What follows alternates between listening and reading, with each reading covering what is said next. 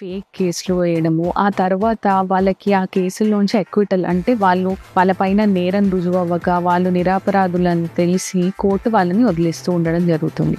And కొన్ని cases పోలీసులు file చేసినా గానీ క్రిమినల్ కేసెస్ ఆ తర్వాత క్వాష్ ప్రొసీడింగ్స్‌కెళ్ళడము. ఆ తర్వాత కోర్టు నిజంగా అక్కడ ఏం నేరం జరగలేదు అని ఆ కేస్‌ని కొట్టేయడం అనేది చూస్తూ ఉంటాం.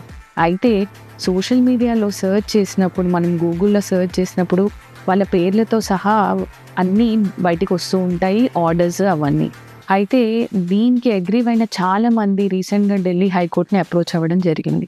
ఢిల్లీ హైకోర్ట్‌ని అప్రోచ్ అయ్యి, మేము చాలా కేసెస్ సెటిల్ చేసుకున్నాము. మేము నిరపరాధులం. కొంతమందికి అక్విటల్ వచ్చేసింది. నిరపరాధుల్లాగా బయటికొచ్చినా గానీ విత్ క్లీన్ హ్యాండ్స్ మమ్మల్ని ఈ డిజిటల్ పనిష్మెంట్ అనేది వేధిస్తోంది. మా తప్పేం లేకపోయినా అని వీళ్ళందరూ ఆర్టికల్ 21 కింద కోర్ట్‌ని అప్రోచ్ అవ్వడం జరిగింది. అయితే కోర్ట్ ఏం చెప్పింది అనంటే ఇండియన్ సిస్టము ఓపెన్ జస్టిస్‌ని ఫాలో అవుతూ ఉంటుంది.